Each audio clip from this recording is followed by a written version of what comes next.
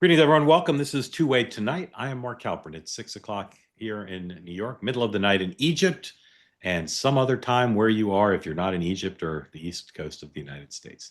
Thank you for being part of the Two-Way experience. This program welcomes your participation. If you're here on the Two-Way platform and would like to be in on the joke, in on the conversation like no other, please raise your hand now or soon. If you're watching on X or on YouTube, try to be in the spirit of what we do here. No smack in the chat. Peace, love, and understanding for all. And extend the presumption of grace to all, including your fellow community members who are joining a bit tardy. I remember when Bill Clinton showed up to meet with the Supreme Court justices on the day he was inaugurated in 1993, and he was like 2 hours late. And then I remember George W. Bush would always say, late is rude. Count me more in the Bush camp. Those of you showing up just now, you can't believe what you missed. Alan and Doug can tell you missed some of the best content of the day, available anywhere. Our guest tonight, Steve Olikara, Democratic commentator and returning 17-time champion, undefeated intellectual heavyweight of the highest order. Batya Ungar-Sargon will be here, making a return to Two-Way. She, of course, now hosts her own program on News Nation. We'll hear more about that. But the two of them are going to help me run through the news of the day. We'll do that for just a bit. Some news on the shutdown. A lot of news on the commingling of the legislative and executive branches around the issue of use of active duty and National Guard forces on the streets of America. The president had a lot to say about that. I did Caroline Leavitt. I did Governor Pritzker.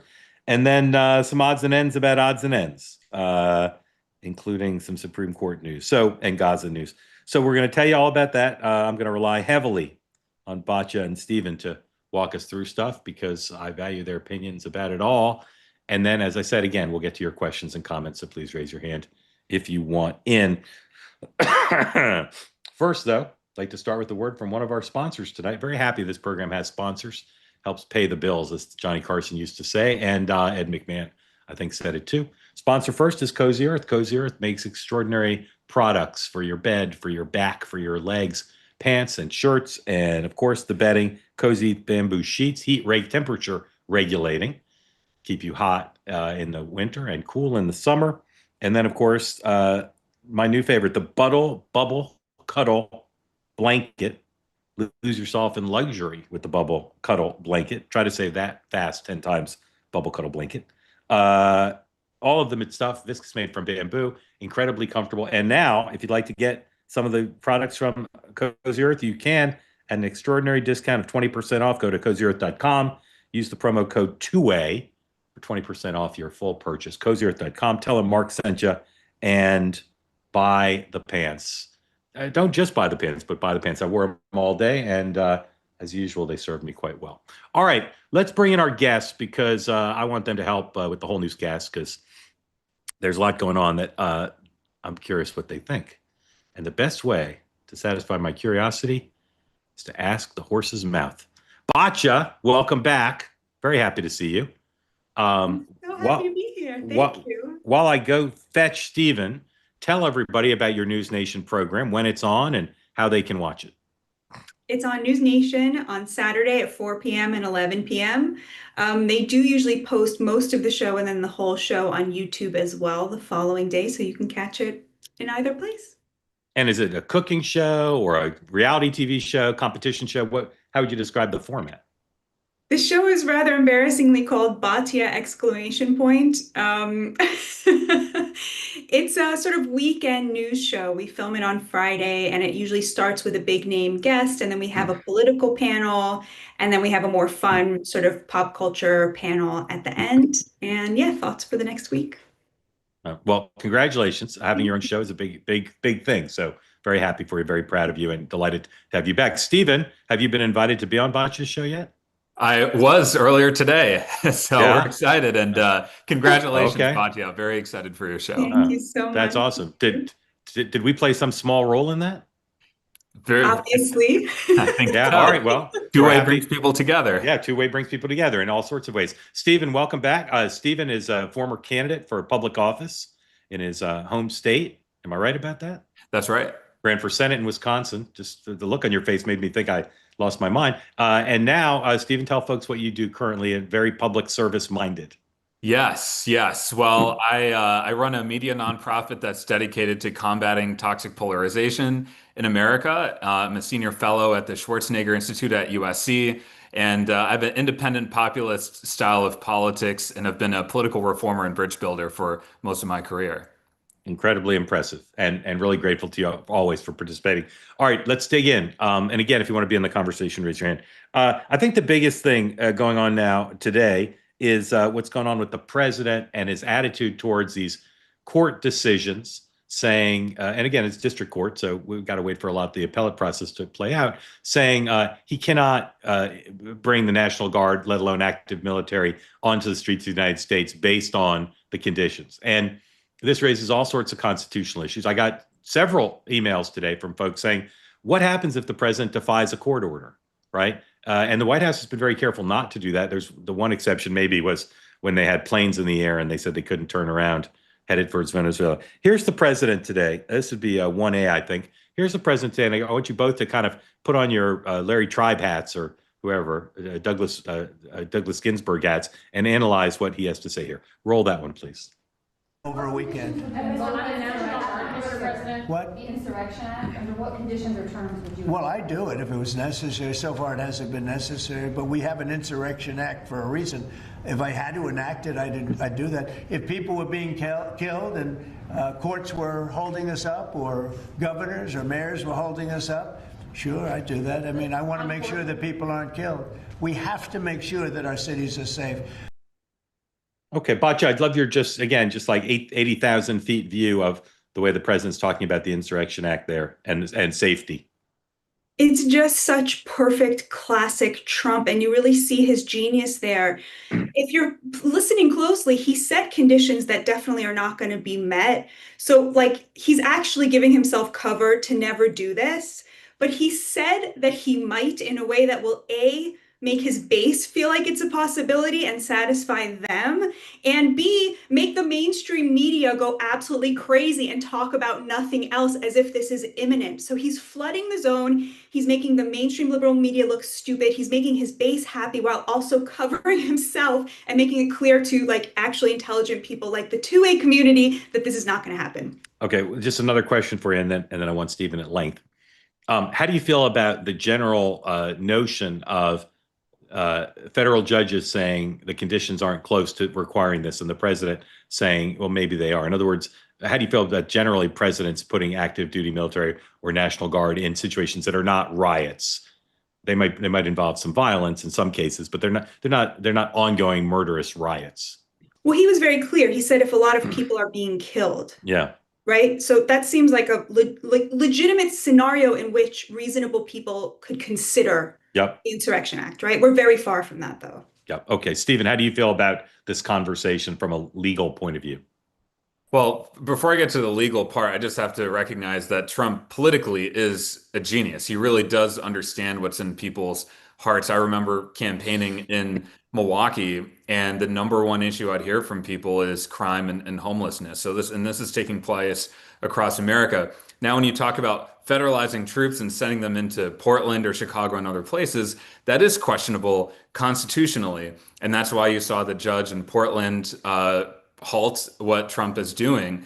And if you move to the next step, where Trump disobeys a court order, that's where you have a creeping civil war in this country, where we're not sure who's really in charge. And part of the way that Trump is able to justify this is that he says the problem is so bad and our political enemies are so evil that anything is justified. And the problem with that mindset is that you no longer have a republic that you live in that has a rule of law.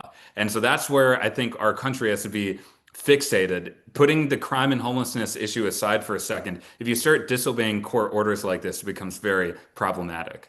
Yeah. And again, as far as we know, they haven't disobeyed a court order yet. Here's the president also today explaining why he thinks Portland is bad, and the judge who ruled against him is bad. Number 4, please. Control, it's the opposite. And I believe they're afraid. They're scared for their lives. I believe that the Portland people are scared. You look at what's happened with Portland over the years. It's a burning hellhole. And then you have a judge that lost her way, that tries to pretend that like there's no problem. Actually, she's not even saying that. There's a huge problem in Portland. I'll tell you what the problem is: crime. Okay, crime. There's a huge problem in Chicago. It's called crime. And we want to put out the crime, and they want to inflame the crime. And why they want to, I don't know. But it could be that Pritzker is scared for his life. Yeah. Okay, Governor Pritzker mentioned Governor of Illinois. Here's Governor Pritzker today saying, invoking the Tom Petty rule. Number 3, please. I refuse to let Donald Trump, Kristi Noem, and Gregory Bovino continue on this march toward autocracy. Their plan all along has been to cause chaos, and then they can use that chaos to consolidate Donald Trump's power.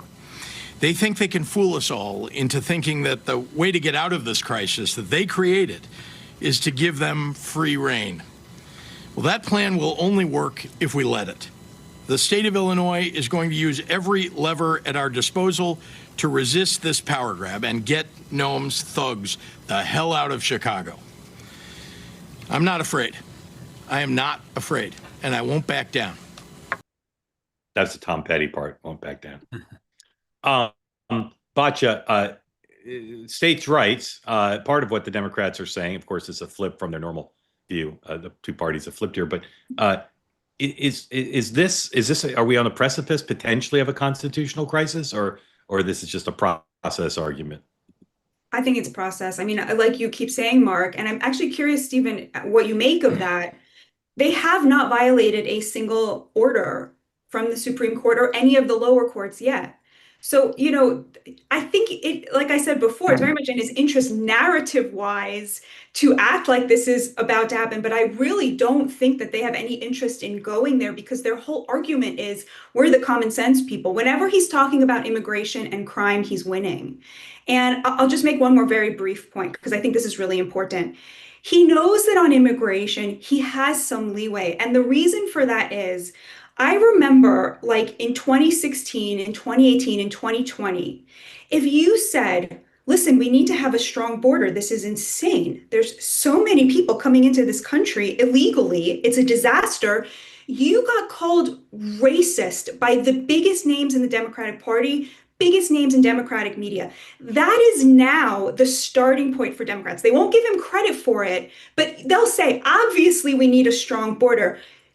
People who called me racist for saying that 2 years ago, 4 years ago, this is now their starting point. So Trump knows that when it comes to the Overton window of what like the respectable left has to say about immigration, he's just miles ahead of them. And so I don't think he's worried about how he's going to come off on anything that has to do with that. But again, like I said, I think it's been very important to them not to violate any court orders. Stephen. Yes, I hope that is true for the future of our republic, for everyone who's tuning in right now. I hope that's true. When you look, I study political division in America pretty closely. The current levels of division are at the levels that we've had during the actual U.S. Civil War. And just in that mindset, it justifies any kind of action. And both Democrats and Republicans are guilty of taking extraordinary measures in the name of destroying their political enemies, including, Batya, as you described, people calling you racists from the liberal side.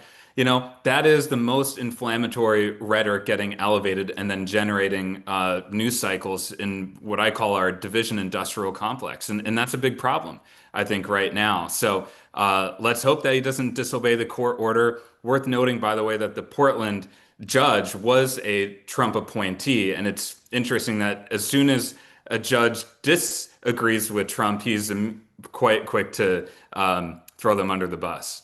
I like he said she lost her way. I thought that was good language. Batya, go ahead. Can I ask you, Stephen, what in your analysis where like anything is legitimized by the polarization, what explains why Trump has not yet in the last 9 months violated a court order?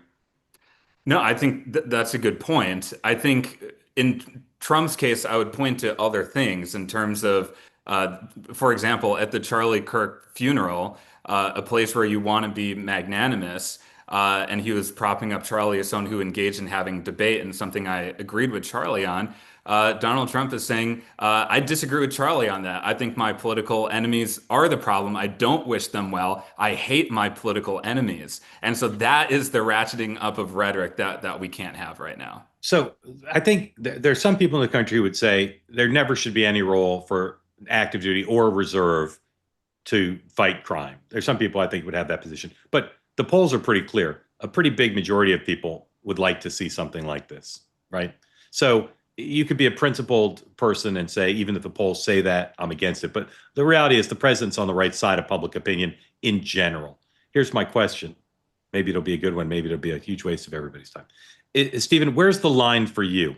In other words, what's an improper role? Is it reserves are fine, but active duty or not? Is it they can patrol but not carry weapons? Like, what's okay with you? What's the furthest role you would see, most robust role you would see as appropriate? Well, I think that question starts with, what do the local mayors and authorities and the state governors want? Because if you talk to a lot of local leaders, they need help. They would love federal resources to help combat crime on the ground. But when it's being forcibly thrown at them against their will, the local leaders' will, that's where I think it's a problem to have military intervening in that way. What if the mission is to protect an ICE facility? If that's the mission? Well, yeah, that would be a federal piece of property, and you could definitely make the case for protecting that facility. Yeah. Batya, is there anything that's been on the table that goes too far for you? I would be very uncomfortable with the military arresting American citizens. Yeah. I mean, as long as it's defensive and protective of federal assets, I think that's legally legitimate, but I would be extremely uncomfortable to see the fantasy narrative that the Democrats have been promulgating actually come to light. Right. Okay. I want to switch gears in a second and talk about the shutdown, which I'm amazed at how little coverage it's getting. I talked about this morning. In a moment, we'll talk about that. If you want to be in on the conversation, please raise your hand. If you're here on the two-way platform, no smack in the chat on any of our various platforms. And a quick word from another sponsor, and this is TakeLean.com. TakeLean.com, avoid bad diets, juice cleanses, cabbage soup, raw food. These lead to what doctors call weight cycling: gain weight, lose weight, gain weight, lose weight. Not healthy. When you lose 10 pounds or more, it does all sorts of horrible things to your body. People need help losing weight the safe way. And here's an idea that works for many. Non-prescription lean, created by doctors. It's an oral supplement, not a GLP-1 injectable. Ugh, just the thought of that makes me a little queasy. Helps you maintain healthy blood sugar, control appetite and cravings, burn fat by converting it to energy. Right now, you can try these products to help you lose weight in a scientifically safe way by going to TakeLean.com and putting in the code two-way for 20% off your entire purchase. Go to TakeLean.com, put in the promo code two-way if you want to try a way to lose weight healthily. No yo-yo, no yo-yo, yo-yo bad. All right, let's talk now about the shutdown. First, Batya, how do you think it's going to end? If you were just to go to Vegas and put a $5 down on some outcome, when and how will this end? You guys do this every morning on 2A. Yeah. And I just don't have enough testosterone for that to be fun for me. I think that's like a dude thing, like the prediction thing. Like, I don't know. Okay, that's a good answer. That's a perfectly good answer. Who would you tell us to look to? Who do you think the key player is? All right. I will say, the reporting you had on 2A first last week that Trump was saying, maybe we'll make a Medicare for all deal with the Democrats. That is so Trump. I mean, he really thinks, and I think accurately, that the more he can get the Republicans to embrace healthcare as a very serious issue for working class Americans, the better it'll be for him. He's sort of retraining them to care about this because their base cares about it because their base is working class. So first of all, he has all the cards. So the fact that even in this situation where he has all the cards, he's thinking along those lines, it's truly...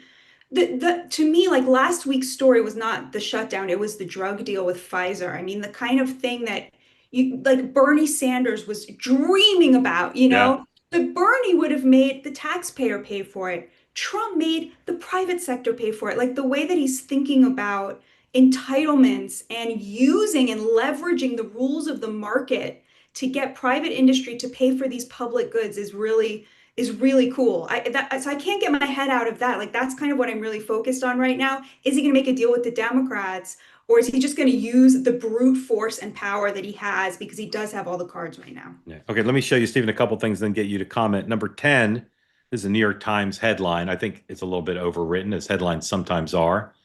New York Times, Trump administration update. President signals openness to deal with Democrats to end the shutdown. He signaled it the way like I would signal, like, yeah, I need to go buy some new socks. I signaled that I might buy socks. And here's the president in the Oval Office talking about the origins of the shutdown as interpreted by Donald John Trump. Number 11, please. If the vote today fails in the Senate, will that trigger layoffs?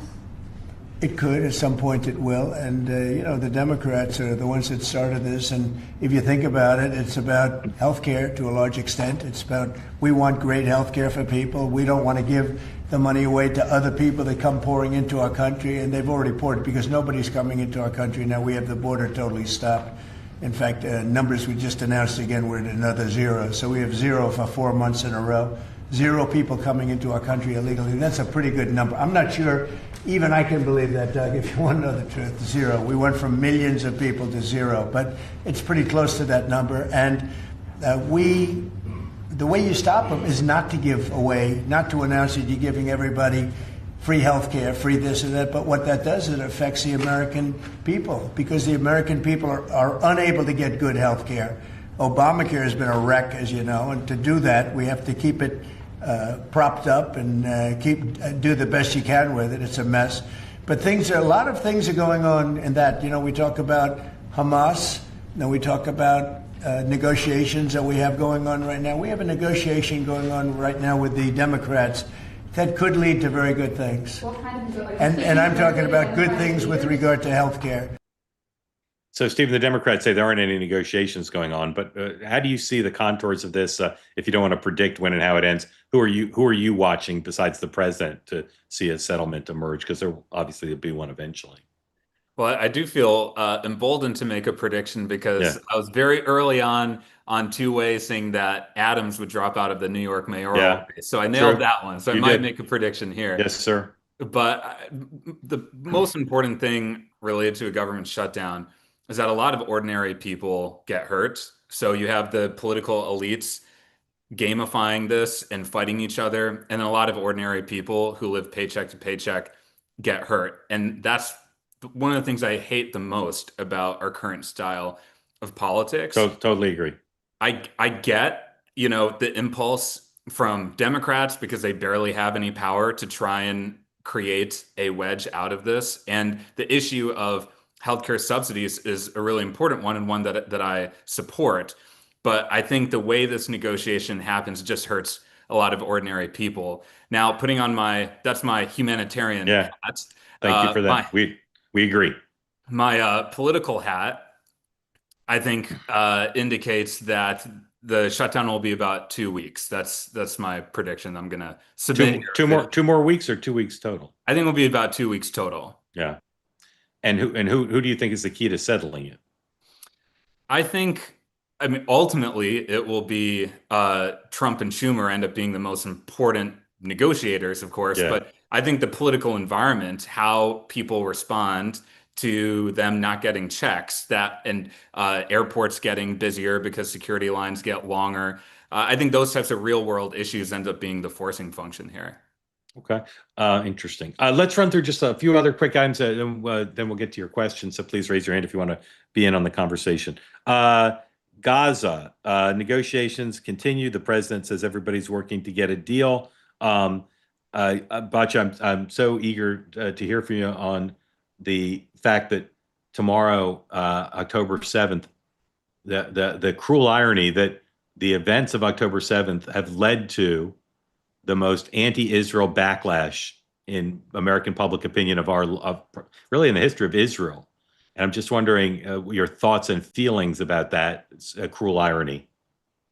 It is very sad. I can't get over how it seems to me in this moment that Trump is sort of trying to save Israel from itself almost. He's doing this runaround with Bibi to where he is just setting the agenda and not letting Bibi get away with his usual stuff. The Israeli people are desperate for a hostage deal, and they were very unhappy with the latest Gaza incursion. They're sort of sick of this war as well. And I think Trump has this innate understanding of where the Israelis are and how the leadership is not necessarily reflecting that. And he's seeing this sort of the elevation of anti-Israel sentiment, both on the left and on the right. And I think from his own innate attachment to the Jewish state and the Jewish people, is trying very hard to kind of correct that in the best way he knows how. And separate from that, this deal is just, again, nobody else could have pulled this off. And you can see the groundwork that was laid with that trip to Qatar and the UAE and Saudi Arabia early on in the term, balancing out his unapologetic pro-Israel bona fides and sentiments to make both sides of this feel that he has their best interests at heart. It's truly masterful how he's navigating that. And, it would be, I'm about to log off for the holiday, but to log back on in 48 hours and find out that this deal has been signed, it would be the most amazing way of commemorating the second anniversary of October 7th. I'll just say one more thing, which is the Hostage Families Forum today nominated Donald Trump for the Nobel Peace Prize. They said nobody else has done what he has done to bring the hostages home. And I think that's just so obviously true. And it's a very deep thing to contemplate. Thank you for that. Stephen, how did we get to the point where sentiment in this country is more anti-Israel than it's ever been? Well, there are a lot of reasons for that. Obviously, the response that happened in Gaza, I think, went way too far. And then the way that the content emanating from that generated on social media, if you're, a Gen Z who gets her news from TikTok, you have a very high chance of being anti-Israel. And so, but I think what's interesting right now is that I have a number of sources who are directly involved in the negotiations. And the one thing that they keep emphasizing to me is Trump's role here. Trump has built up an incredible amount of leverage and political capital. And Netanyahu and Israel really cannot defy Trump. And so Trump is putting a lot of pressure on Israel. And I think we'll see some movement in the near future. And to Batya's point about what the hostage families said about Trump, definitely, whether this is right or wrong, type of motivation for Trump to have, the Nobel Peace Prize Committee is meeting over the next couple of weeks. And that seems to be a pretty big motivation for him. Stephen, sorry, go ahead, Mark. I may be wrong, but aren't they announcing it on Friday? My understanding is it would be later in October, but I could be wrong on that. I thought it was being announced on Friday. Sorry, go ahead, Batya. Stephen, do you feel that anything Donald Trump has done over the last 9 months qualifies him for the Nobel Peace Prize? I think if this Gaza peace plan actually gets negotiated and agreed to by both Hamas and Israel, I think he becomes a credible candidate. Absolutely. If you look at the 5 people who are voting, I think Donald Trump could make peace between the U.S. and Mars and Martians, and they wouldn't give it to him. But maybe I'll be wrong.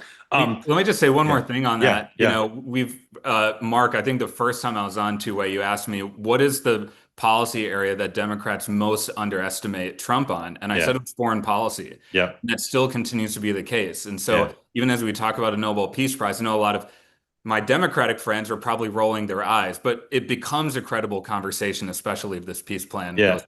Totally agree. Being a good steward of a good economy is a big part of being president. But I've said for now 5 presidents, getting leverage over China, Russia, and Netanyahu is really the primary foreign policy goal. And Trump has more leverage over Bibi than any president in our lifetime. Really, as prime minister, really does. And that's an incredible achievement. It didn't happen by accident. So we agree on that. All right. Let's talk about the markets. Check on the Dow, the S&P, NASDAQ. CNBC headline number 18, please. Once again, they closed at record highs. Despite all the turmoil in the world, the government shutdown, NASDAQ, S&P 500 closed at fresh records to start week, helped by AMD gains. And here is the market closes, courtesy of our friends at the Bahnsen Group.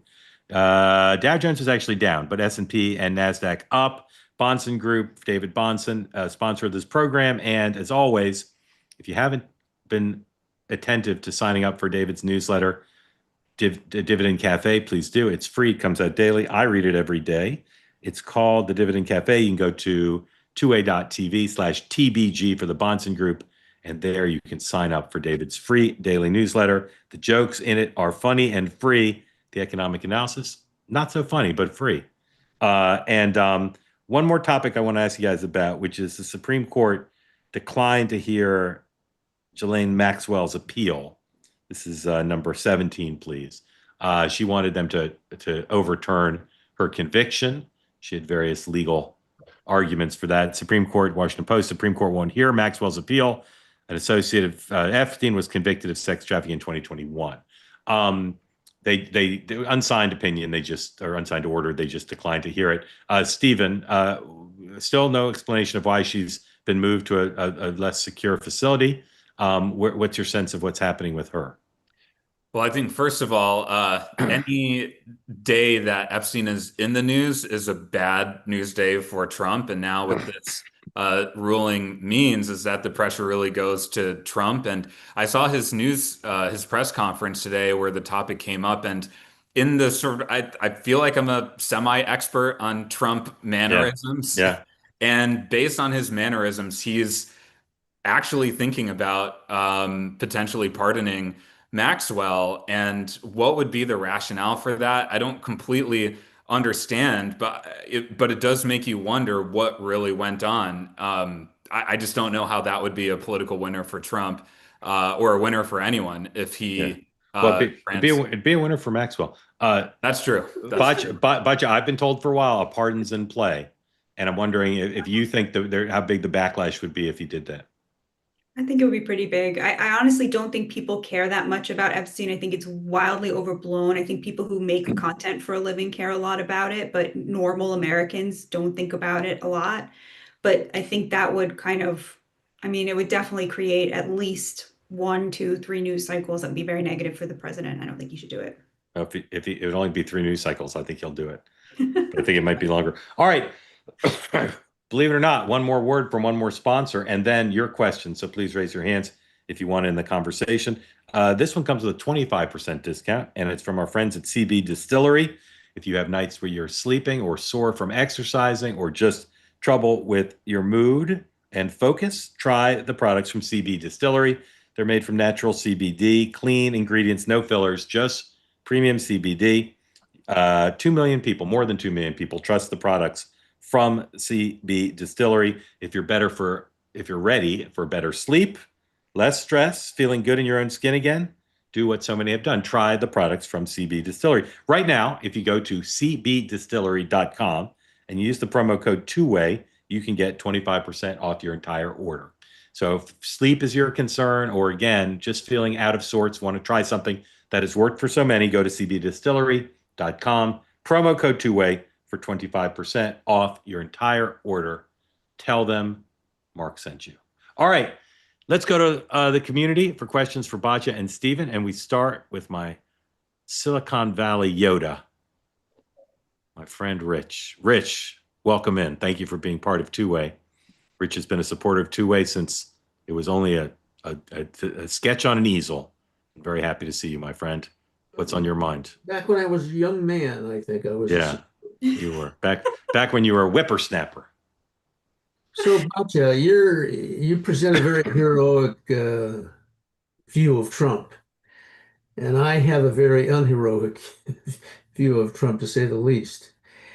And in my unheroic view, I am forced to admit, painfully, that it seems to have taken this man with his characteristics to move things along in various ways. And I have to admit, I would not be unhappy with some of these outcomes that may come from his efforts, particularly in the Middle East, hopefully also in Ukraine. if there's good outcomes there and it's done with this unheroic man, I will be the first to say, okay, well, if that's the way the world works, so be it. But given you've presented a very heroic view of him, very enthusiastically, can you assure me that we're still going to have a republic fully intact after he no longer is president? I wouldn't, I mean, anything could happen, right? But I don't see any evidence that it is in his desire to do anything to contravene that. I mean, like I asked Stephen, if he had that as his intention, why has he spent 9 months obeying every single court order, many of whom I think you would agree were kind of unfair or later got overturned, right? And yet they still have adhered to them. So it seems to me that he's doing the most that he can. I think Stephen Miller has spent the last 4 years studying very carefully how to use power. And what we're seeing right now is something we're not used to seeing, which is Republicans trying to use whatever they can to get as far as they can. And so far, I think there's no real evidence that they're not going to listen to the courts. There is, however, a lot of evidence of the courts overplaying their hands. So my question back to Democrats is, I will admit, if I'm wrong and they ignore a court order and there is a constitutional crisis, I promise you I will come here and say I was totally wrong and you were right. But what is the Democrats' plan to reassure me that the courts are still independent and have not become tools of the Democratic Party, because they are doing so much that seems to me to be beyond the scope of what is in their permit? So you see what I'm saying? You can see it from the other point of view as well. Rich, you want to respond to that? Well, I think arguing that the Democrats have control of the courts is on its face ridiculous. Oh, it's not control. Oh, I want to make that I very mean, clear. come on. I mean, Wait, I to want to say respond to that. to argue say to control. argue for your Hold on. man that I didn't hey, say the control. courts are Hold on. the courts are. I mean, to argue that it's the courts that are the problem here. I'm sorry, I can't accept that at all. Stephen. I just want to, I guess, point out here that just as Trump hints at running for a third term, you see many, many people in his base talking online like this is definitely going to happen. Now, my own prediction is that he won't do that. But the point here is once you sort of create a norm in a conversation that someone can defy the Constitution, run for a third term, that's the kind of stuff that, just scares a lot of people and, should be taken off the table immediately. I think that's a bad joke, and I don't think he should make it. I agree with you. But I don't think the Democrats control the courts. But it is a fact that many of the judges are aligned with the Democratic Party and have been allowing their politics to influence their rulings. So it's not, people keep saying, show the evidence that Joe Biden told this attorney general and this prosecutor and this prosecutor and this prosecutor to chase down Donald Trump on specious grounds. Of course, I don't think he did that. I don't think he gave that order.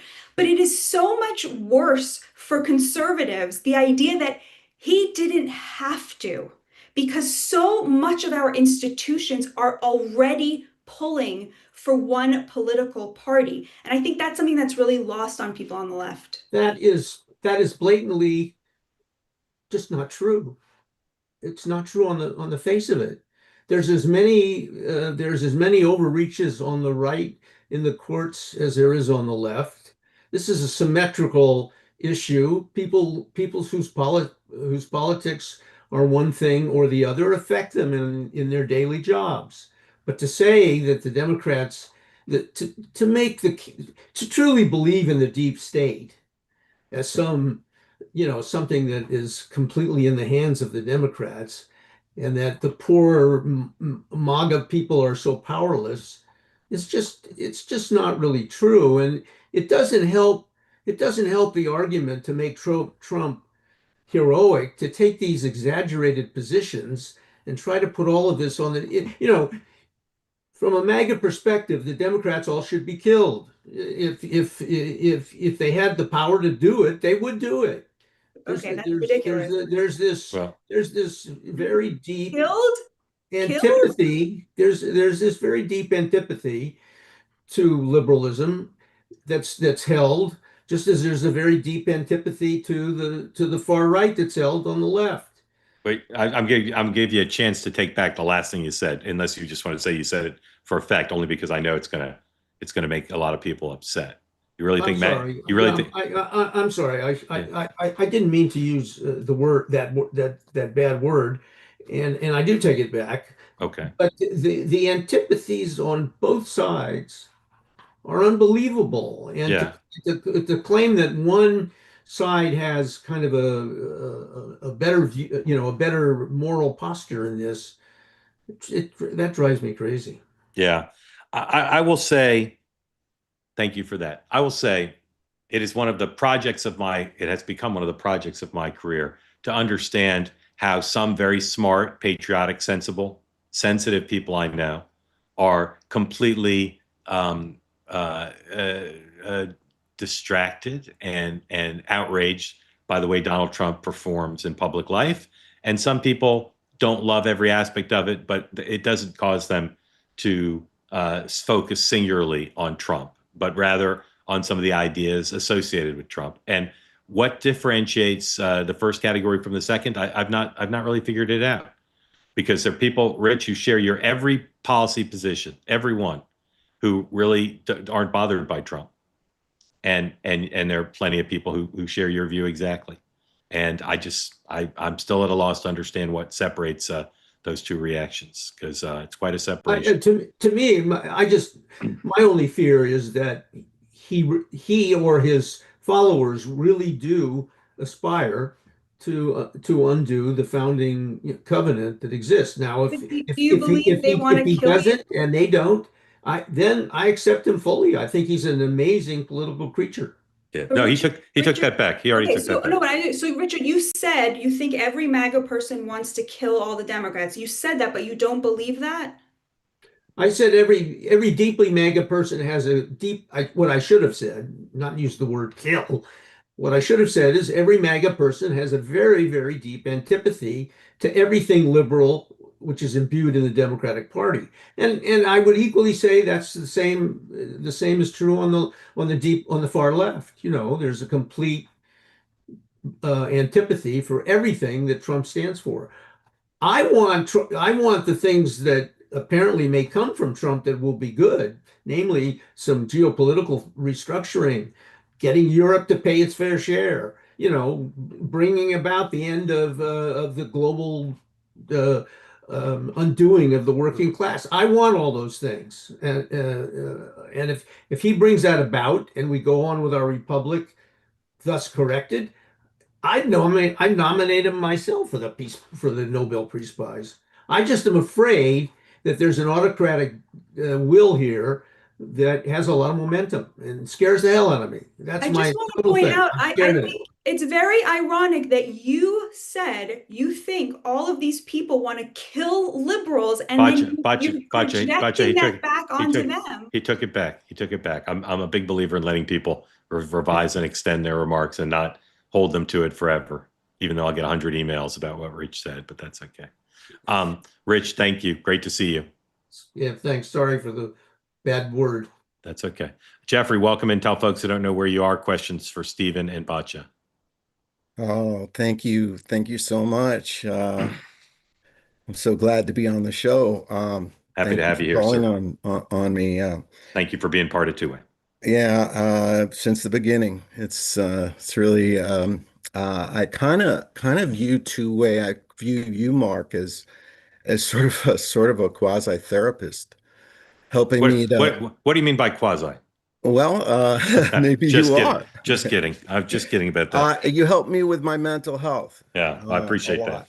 A lot. Glad to help. Because the world is a hostile place. I think for ideas, for intellectual honesty, it's really difficult. And I'm working class. I drive for Uber. I'm retired. I do it on the side, but I do it as an act of service. And and it's very difficult to talk to people about politics here in Wisconsin, Appleton, Wisconsin, where I did want to make that comment, but I really wanted to talk about being Jewish and what my dad told me when I was a kid, growing up in Queens. He told me that if my great grandfather had not come from Warsaw, Poland, we would not be alive. Yeah.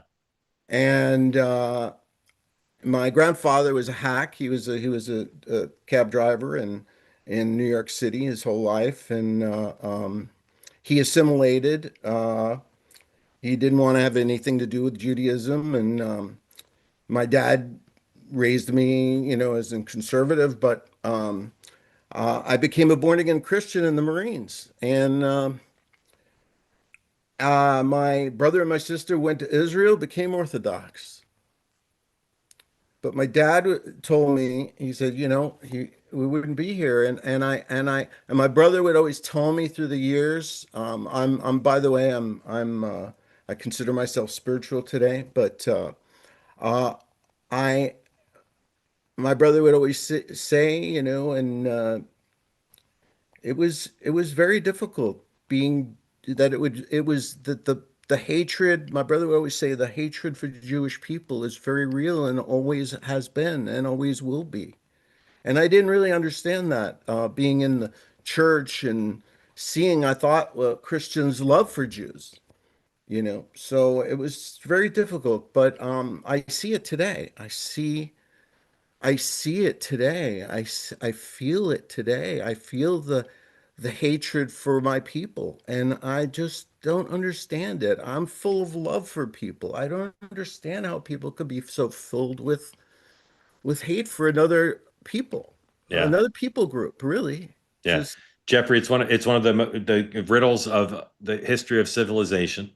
And I hear and feel the passion in your voice and the frustration, maybe. And we won't solve it here, but we'll let both of our guests respond to it. But I love the way you phrased it, with anguish, and it's a very vexing topic. And the change in public opinion polls and the point of view of particularly young people, but not just young people, towards Jews and towards Israel it's really one of the most confounding things I've ever seen. Batya. I'm so moved by what you said. I think the situation is much better than most people believe. I don't think that young people deciding they don't want to fund Israel is the same as turning on the Jewish people in America. I think most young people would say that, certainly on the right. Charlie Kirk, one of the last things he did was an incredible service. He did a focus group with a whole bunch of young people and asked them what they thought about Israel and what they thought about anti-Semitism, what they thought about Jews. And about 75% of them still called themselves pro-Israel. But they had a very negative feeling right now about the aid question. They feel like, I'm never going to be able to afford my own home. Why are we giving a country that has universal health care all this money? And that's a totally fair thing for a young person to feel. I think Israel sacrificed a lot by taking all that money from us. And I do think it's time to have that conversation just from a sovereignty point of view for the Jewish state. So I think it's, there's a lot of anti-Semitism, I think, on the left that's been kind of mainstreamed to where they'll use the word Zionist as a slur, to where universities have become engaged in this anti-Jewish, anti-Zionist at an institutional level agenda. On the right, there are, of course, anti-Semitic voices that are quite prominent. But I think the average American, especially the average working class, middle class American, is deeply protective of the Jews as a people, especially Christians, as you pointed out. I think they feel pro-Israel. They want Israel to exist and be safe. They certainly want the Christian holy sites to be under Jewish control and not Muslim control. But this war is hard to watch, and it's, time for them to wrap it up. I think things will change very radically when the war ends. Hold on one second. Batya needs to go because she's got a little bit of an early out. Batya, I'm so glad we ended on that one because you're, of all the people I know, probably best qualified to answer that. So thank you for your thoughtful answer, and please come back regularly. And don't forget to watch Batya's show on News Nation Saturdays at 4 and 11. 11. Thank you, Batya. Great to see you. Thank you. Stephen, you wanted to represent the people of Wisconsin. Here's your chance to give your stump speech in Appleton. I do. Well, first, Jeff, it's great to see a fellow Wisconsinite on here and sharing what you shared in as thoughtful and vulnerable way that you did. It means a lot, and I love it up in Appleton, by the way. So I'll maybe respond a little bit more to the first part of what you were describing, Jeff, and the way that Mark is a pseudo therapist and the sort of the hatefulness in our politics right now. I think the challenge of our time is creating a healthier political discourse.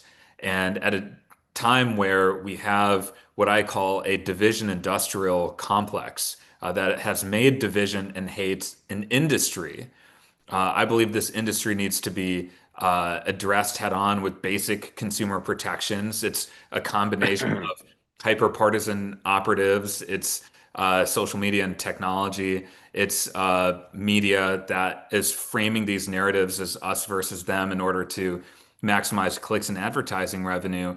That industrial complex needs to be taken on to address some of the root issues, I think, of what you're talking about, Jeff. I guess to share a little bit of a hopeful note here, I'm encouraged by not only platforms like Two-Way, and we're referencing Batya's show on News Nation, but also today's news with CBS News, which we haven't had a chance to really sink our teeth into yet today. But I think that there is an exhausted majority of Americans, that's a real demographic group that researchers have looked at, that do not want a constant war in our country and instead want to see collaboration, want to see nuanced and thoughtful conversations and not constant partisanship. And so to see now potentially that style of conversation elevating to the level of CBS News is really interesting. And I think it'll be fun to watch over the next year how that lands. But I just think we're in a moment right now where the exhausted majority is starting to speak out, folks like yourself, Jeff. And Mark, I saw this morning on the morning meeting, I think you had 3 questioners in a row who asked essentially about this issue. So that to me is evidence that there really is hunger here. And I'm very hopeful about that. Yeah, driving as an Uber driver, I try to have conversations with people. I tell people about Two-Way. I try to I play it while I'm driving.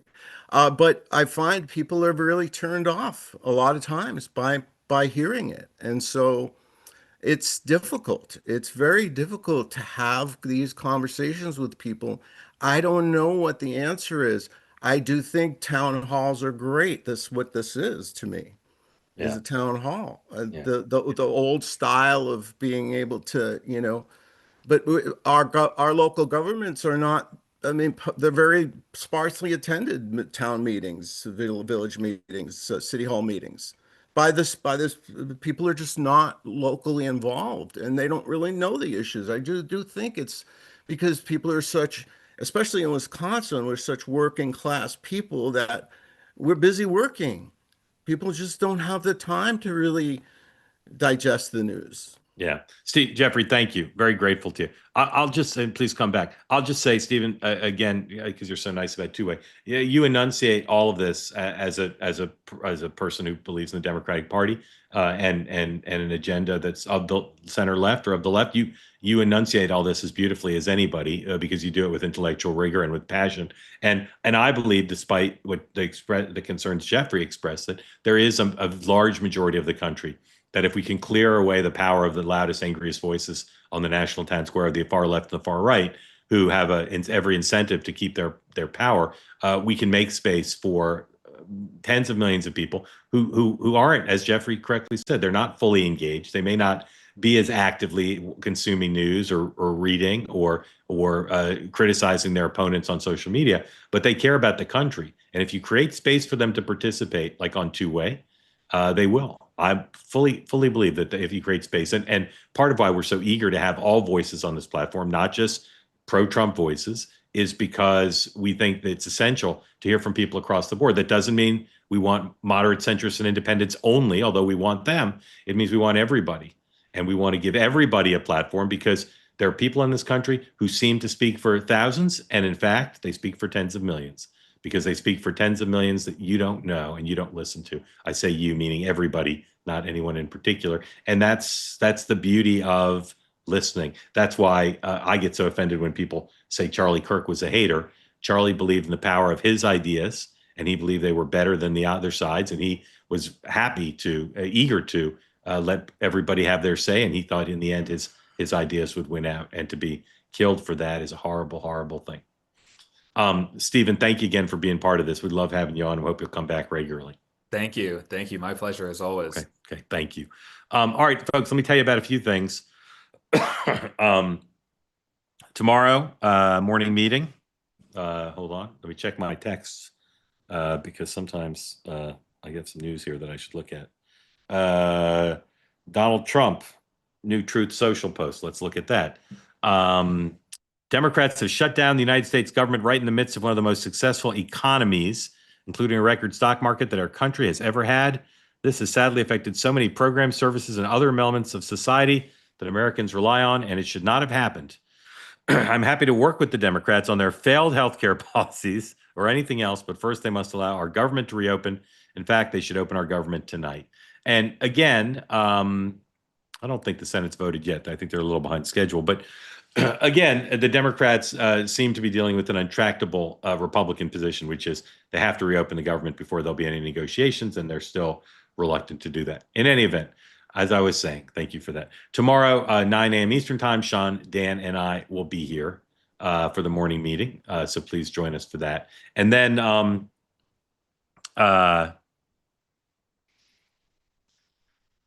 I'll be taping an episode of Next Up tomorrow, and amongst my guests are Doug Sosnick, the Democratic political strategist, one of the smartest people in the Democratic Party I've ever met. And we're going to talk about the state of the two parties. If you're interested in the highest quality analysis of where American politics stands, I urge you to join me for that. And I'll be doing my reported monologue on Barry Weiss, the acquisition of the Free Press by Paramount and integrated into CBS News, and what my sources are saying about what that means. And then we'll see you on this program. One more. At noon Eastern Time, I'll be joining the Charlie Kirk Show. As you know, the program has continued. I used to be a regular guest when Charlie hosted it, and his producers now are hosting tomorrow. They host a lot of the shows. Andrew and remind me the other gentleman's name. Just blanking on his name. Used to work for Tucker. I'll think of it. In any event, Blake, thank you. Blake and Andrew are hosting the show, and I'll be on for an hour from noon to 1. I'm not sure what they're going to want to talk about because they haven't told me. They just asked me to come on, and I'm honored to be asked, and I'm looking forward to it. And you can watch that and listen to that tomorrow as well. So that'll be 4 hours we can spend together tomorrow. Two-way tonight at 9. Next Up, dropping later in the day, 1 noon Eastern on the Charlie Kirk Show, and then this program at 6 o'clock Eastern Time. And delighted to have you as part of this. This community continues to grow and grow in all the right ways. It continues to become more diverse and I think more of a bulwark against so many of the trends we see in a lot of the rest of the media that just aren't good for the country.